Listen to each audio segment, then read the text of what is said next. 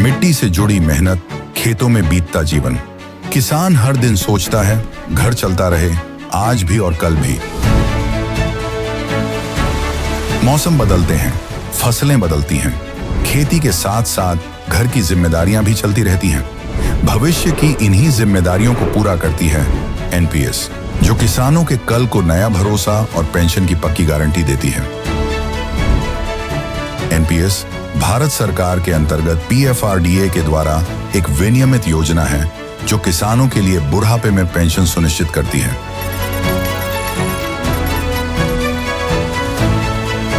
NPS खाता खोलने के लिए अपने नजदीकी सीएससी से संपर्क करें या 1800-1107-08 पर कॉल करें। पेंशन की पक्की गारंटी के लिए एनपीएस जरूरी है। चाकणकरांच्या अनामिकेला एक मोठं बँडेज आहे की 2 सप्टेंबर 2024 ला सोमवती अमावस्या। तर हा माझा फोटो आहे 12 सप्टेंबरचा। ह्याच्यावरची 1 तारीख पुढची खोडली आणि 2 सप्टेंबर दाखवलं, काहीतरी त्या दिवशी अमावस्या पौर्णिमा काहीतरी आहे असं चुकीचं दाखवलं। हा 5 सप्टेंबरचा फोटो आहे, कुठेही हाताला जखम नाही।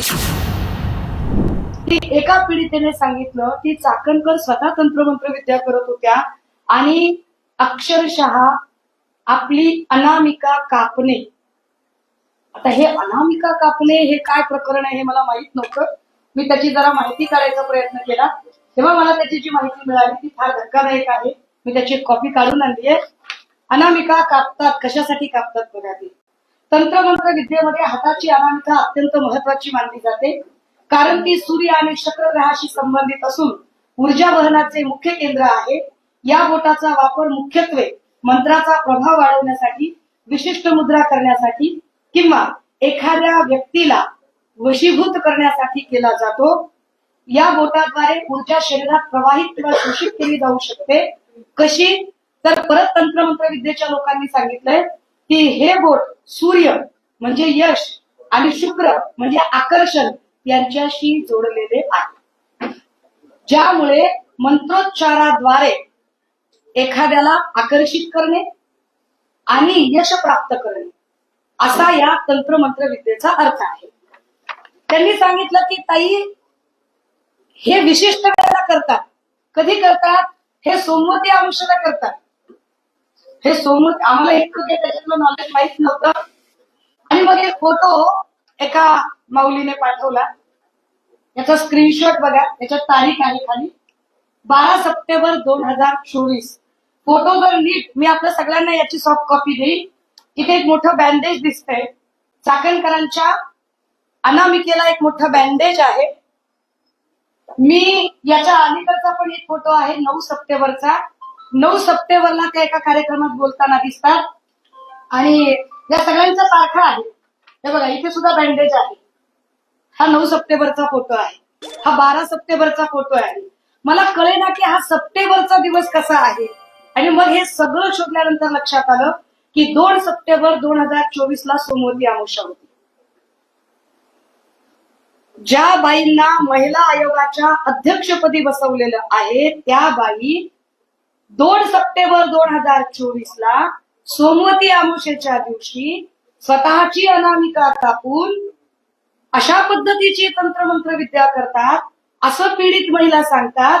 आणि ही जखम किती दिवस होती, म्हणजे जखम किती मोठी असू शकते बघा। याच्यात तारखा आहेत, कारण हे स्क्रीनशॉट सकट आहे।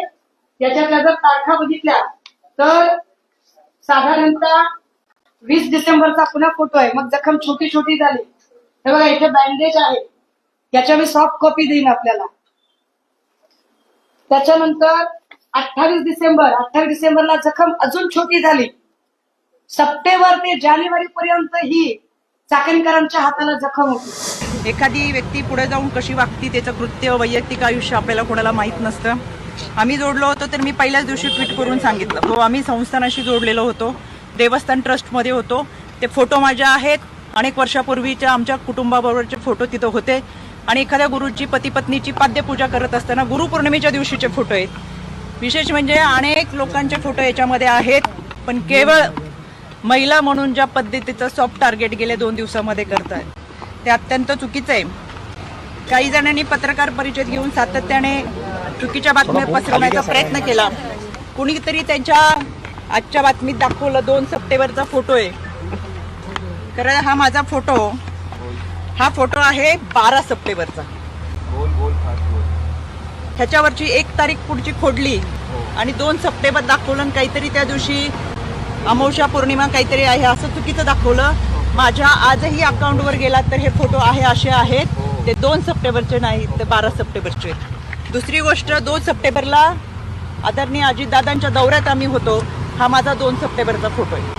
2 सप्टेंबरला हा फोटो झाल्यानंतर कुठेही माझ्या हाताला जखम नाही. हा 3 सप्टेंबर 4 सप्टेंबरचा फोटो आहे. माझ्या या भागामध्ये अधिकाऱ्यांच्या समवेत रस्त्याची पाहणी, कुठेही हाताला जखम नाही. हा 4 सप्टेंबरचा आहे. आणि हा 5 सप्टेंबरचा फोटो आहे. कुठेही हाताला जखम नाही. कुठला दिवस होता, काय होता विधी तो माहित नाही. आणि हा 6 सप्टेंबरचा आहे. कोणतीही हाताला जखम नाही. कायद्याच्या चौकटीतून ह्या सगळ्यांना आम्ही नोटिसा पाठवूच. चुकीच्या पद्धतीने बदनामी करणं, अश्लील टीका टिप्पणी करणं, खोटे नरेटिव्ह सेट करणं, खोट्या बातम्या प्रसारित करणं, या सगळ्यांच्या बाबत कायद्याच्या चौकटीतून प्रक्रिया नक्की करेल. मी परत सांगते, यामध्ये जी व्यक्ती होती ती दोषी आहेच, त्याच्यावर कठोर कारवाई झालीच पाहिजे. आपल्याला कोणत्याही व्यक्तीच्या वैयक्तिक आयुष्याबद्दल काही माहिती असायचं कारण नाही. आणि आज आपण ज्यांच्याबरोबर आहेत ते पुढे जाऊन 4 वर्षांनी 5 वर्षांनी काय करणार आहेत हे याची कल्पना आपल्याला नसते. त्याच्यामुळे या व्यक्तीवर कठोर कारवाई व्हावीच ही मागणी मी आज केलेली आहे. आणि या सगळ्या गोष्टींचा निष्पक्षपणे तपास व्हावा. त्याच्यामुळे मी आज राज्य महिला आयोगाच्या अध्यक्षपदाचा राजीनामा माझ्या नेत्या आदरणीय सुनेत्रा वहिनी यांच्याकडे मी सुपूर्द केलेला आहे. याबाबतचा जो काही निर्णय असेल तो आदरणीय वहिनी घेतील.